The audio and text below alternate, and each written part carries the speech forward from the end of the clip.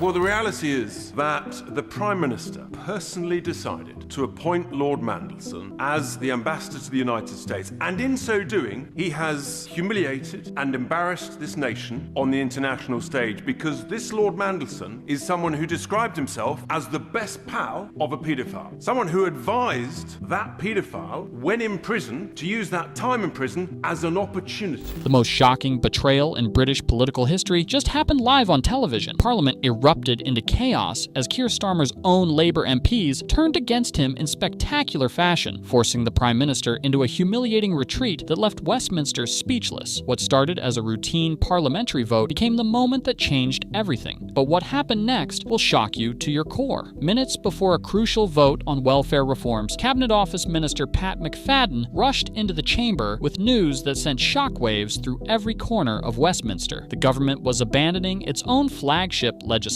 Live on television for millions of viewers to witness, Starmer's administration crumbled under the weight of the biggest rebellion in modern Labour history. Over 100 Labour MPs had signed their names to a document that would destroy their own government's plans. This was political warfare being played out in front of the entire nation. The welfare reform bill, meant to save £5 billion, was being torn apart by the very people who were supposed to support it. But the story of how we got to this moment of complete meltdown is even more devastating than what happened on camera.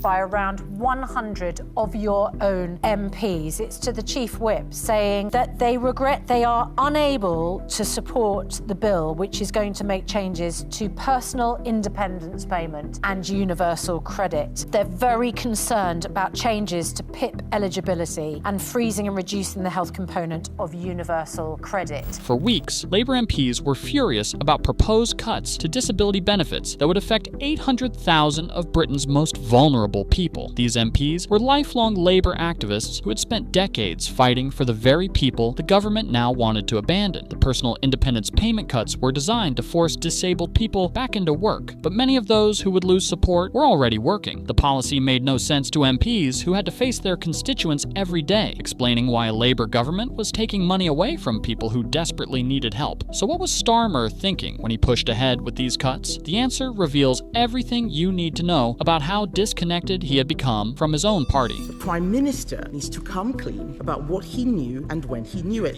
Not send his junior ministers to cover for him. The Prime Minister needs to publish the Mandelson-Epstein files in full. The Prime Minister needs to take responsibility for the appointment of Lord Mandelson as ambassador to Washington. But the Prime Minister, Mr. Speaker, is not here because he is hiding from Parliament, hiding from questions. Inside number 10, advisors had convinced themselves that voters wanted tough decisions on welfare. They believed the public would reward a Labour government for showing it could make hard choices about spending. They were wrong, catastrophically wrong. But the Prime Minister's biggest mistake was underestimating the fury building among his own MPs. As the rebellion grew, senior Labour figures tried desperately to find a compromise. Private meetings were held behind closed doors where ministers begged their colleagues to back down. The rebels refused. They had seen enough of Starmer's broken promises and were determined to make a stand. But even as the crisis deepened, Starmer refused to change course. He has no idea, neither do any of them.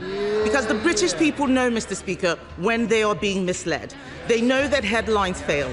He didn't listen to the CBI on the jobs tax. He didn't listen to the FSB on the family farms tax. This deal has already unraveled. The damage is becoming clear. The political consequences will be huge. And here he is trumpeting his success. And when he stands up in a moment, he'll deflect, he'll dismiss, he'll distract. But we all know the truth. This was a fiction of a speech, a fraud of a deal, a failure of a Prime Minister. The Prime Minister's stubbornness turned what could have been a manageable disagreement into a full-scale political disaster. He could have listened to his MPs, modified the proposals, and found a way forward that kept his party united. Instead, he doubled down and demanded absolute loyalty. His message to rebels was simple: back the government or face the consequences. This ultimatum backfired spectacularly. Rather than intimidating MPs into submission, it pushed even more of them into open revolt. The reasoned amendment against the welfare bill gained signatures by the hour as Labour politicians queued up to oppose their own Prime Minister. What happened next changed everything. Do you want to know just how bad bad things got for Starmer. On the morning of the crucial vote, Downing Street still believed they could win. Despite having over 100 rebels signed up against them, advisors convinced themselves that MPs would fall in line when it mattered. They were about to discover how wrong they were. But the real shock came when cabinet ministers started having second thoughts. Senior government figures who had publicly defended the welfare cuts began privately expressing doubts. They could see the political disaster unfolding and wanted no part of it. The policy that was supposed to show Labour's fiscal responsibility was turning into a demonstration of complete chaos. The SBS agreement cuts red tape and bureaucracy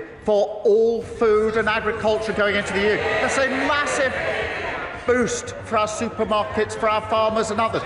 Why is it that all the supermarkets have come out behind this? Because they know how important the SBS agreement is. It's completely in our favour. The writing was on the wall, but Starmer still refused to accept reality. Right up until 90 minutes before the vote, the Prime Minister was insisting the legislation would proceed unchanged. His chief whip was calling rebel MPs with threats and promises, desperately trying to hold the government's position together. Nothing worked. The rebellion was too big, too determined, and too well organized. That's when Pat McFadden received the phone call that would change British politics forever. The Cabinet Office Minister was told he had to get to the House of Commons immediately. The government was about to perform the most humiliating U-turn in parliamentary history, and they needed someone to announce it on live television. But what he said next left MPs stunned into silence. Standing at the dispatch box with cameras broadcasting live to the nation, McFadden announced that the welfare reforms were being completely rewritten. The disability benefit cuts that had caused months of fury were being dropped. The policy that was supposed to save £5 billion would now cost an extra £100 million. The chamber erupted. Conservative MPs roared with laughter at Labour's humiliation. Liberal Democrat benches cheered the government's retreat. Most shocking of all, many Labour MPs applauded their own government's defeat. They were celebrating the fact that their Prime Minister had been forced into submission. The UK government says it isn't just cutting benefits, it's investing in work placements and training, raising universal credit for everyone, and protecting the most vulnerable by ensuring that those with lifelong serious health conditions don't have to be reassessed to get financial help. But Labour MPs have complained that ministers have actually created the political problem here by not talking enough about those values and principles. But the real damage was being done inside the Labour Party itself. MPs who had supported the government were furious at being humiliated on live television. They had defended unpopular policies in their constituencies only to watch the leadership abandon them without warning. Many felt betrayed by a prime minister who had put them in impossible positions and then changed course without consultation. The rebels, meanwhile, were celebrating their victory but also concerned about what came next. They had proven they could defeat their own government, but they had also exposed Labour as a party at war with itself. The question everyone was asking was simple. If Starmer couldn't control his MPs on welfare reform, what else might he lose control of? The answer came sooner than anyone expected. Within hours of the welfare vote disaster, rumors began circulating about other government policies that could face similar rebellions. The planning reform bill and changes to worker rights legislation and even the budget itself were all being questioned by MPs who had tasted victory against their own leadership. Starmer's authority had evaporated in the space of a single afternoon. The Prime Minister, who had won the biggest Labour majority in decades, was now seen as weak, indecisive, and unable to lead. But the crisis was about to get much worse for the embattled Prime Minister. We talked to colleagues who've made powerful representations, as a result of which we got a package which I think will work and we can get it right.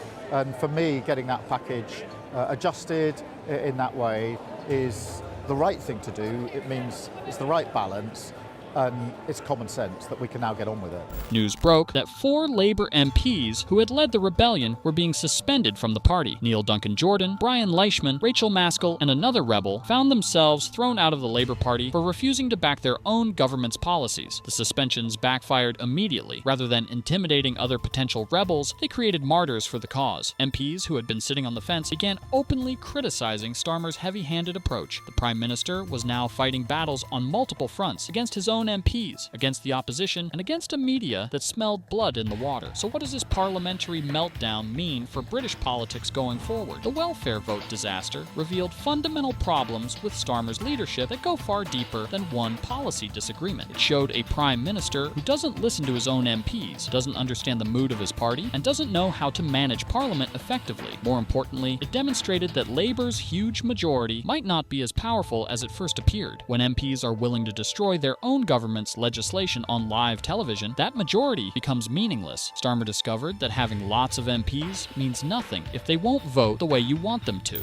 No government has lost a second reading on its own legislation since 1986, and it would have been a humiliation for the Prime Minister less than a year after that landslide election were he to lose that vote on Tuesday. So these concessions were always going to happen ever since, I think, that rebel amendment dropped on Monday night. 126 names, 83 would be necessary to lose a government bill, and so 126 was just more than anyone thought, and a testament to the work by the rebels to get these concessions. The Conservative Party and Reform UK are watching these developments with great interest. They can see a Labour government that is weak, divided, and unable to implement its own policies. This creates opportunities for opposition parties to present themselves as stable alternatives to the chaos in Downing Street. But perhaps the most significant consequence is what this means for disabled people across Britain. The welfare cuts that sparked this political crisis would have left 800,000 vulnerable people worse off. These were disabled individuals already struggling to make ends meet. Labour MPs rebelled because they couldn't stomach taking money away from people who desperately needed help. This parliamentary meltdown will be remembered as the moment Keir Starmer's authority collapsed. The Prime Minister, who promised strong leadership and competent government, delivered chaos and humiliation instead. His own MPs forced him into the most embarrassing U-turn in modern political history, broadcast live to the entire nation. This is what happens when politicians forget that power comes not from the size of your majority, but from the trust and support of the people who put you there. Starmer lost that trust the moment he tried to force through policies his own MPs couldn't stomach. The parliamentary meltdown over welfare reforms will go down in history as the beginning of the end for one of the shortest-lived political authorities in modern British history. What started as a routine vote became the moment everything changed, and it all happened live on television for the whole country to see.